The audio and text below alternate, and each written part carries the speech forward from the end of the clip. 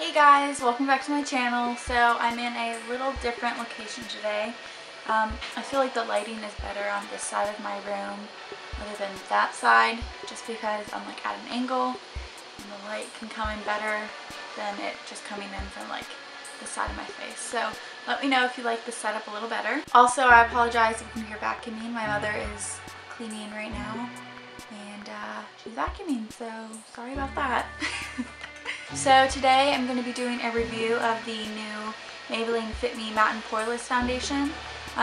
This is going to be like a little demo and also a review. I wore it yesterday to work, put it on at about 8:30 in the morning and wore it till 5:30 when I got home. So I showed you guys a demo of me putting it on, also how it wore throughout the day. I took a little bit of footage around 1 o'clock when I came home for lunch, so you can kind of see like the halfway mark, which I think was about 4.5 hours later. So I've got my computer right here with the footage, and I'm just gonna kind of be going through and kind of explaining how I felt about it and how I applied it, how it wore, and just kind of tell you guys where it wore off and stuff like that. So just a little bit about this foundation before we get started. There are 16 shades.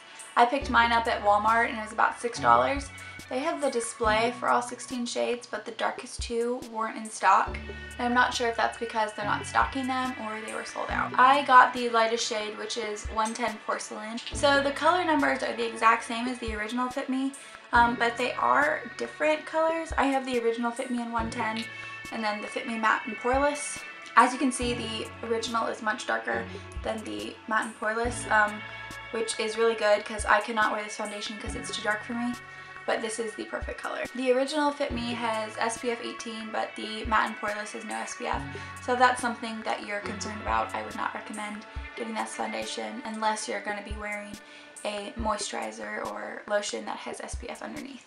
So I'm just going to be reading the back of the claims it makes, just so you guys know, and I can kind of address those throughout the review. It says that it mattifies and refines pores, matches natural tone, and creates a natural seamless finish. So I washed and moisturized my face that morning, just like I do every morning, and I also applied the NYX Shine Killer Primer. For application, I just dispensed a little bit onto the back of my hand. It was about a quarter size amount, and I noticed that the formula is extremely runny. I then applied it to my face using the Real Techniques Expert Face Brush, which is a really small, dense face brush, and I just buffed it into my skin. So I want to say that one layer is about medium coverage, light to medium coverage. It definitely covered all of my redness, not completely, but most of the way. So I decided to go in with a second layer, and I just focused that on the main problem areas, like my chin and cheeks. So this is what 2 layers of the foundation look like without any powder or concealer, just on its own. It does live up to the mattifying and refining pores that it says on the back.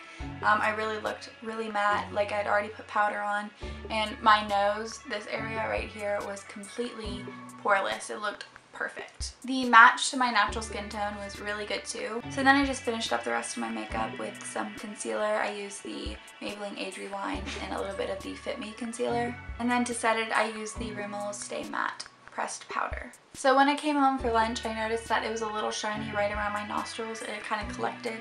And I usually get super oily all over my nose and forehead. So for it to only be oily right here was really good. I just decided to touch that up with a little extra of the foundation that was just left over on my brush.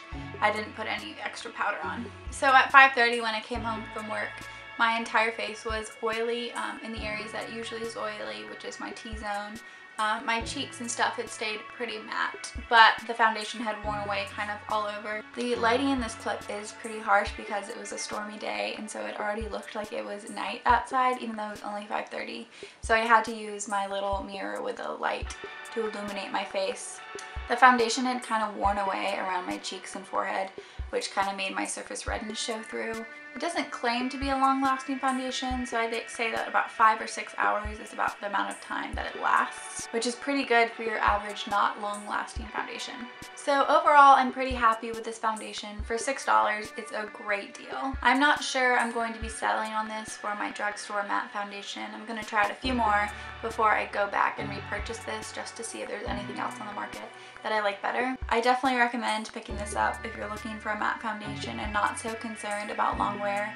But for me personally, I need something that lasts about 8-9 hours because I am out of the house for that long on a daily basis. So that's all for my review. If you guys have any other questions that I didn't cover, just leave them in the comments below and I will try my best to answer them. If you did find this video helpful, make sure you give it a thumbs up. Thank you guys so much for watching. Subscribe if you want to see more content, and I'll see you next time. Bye!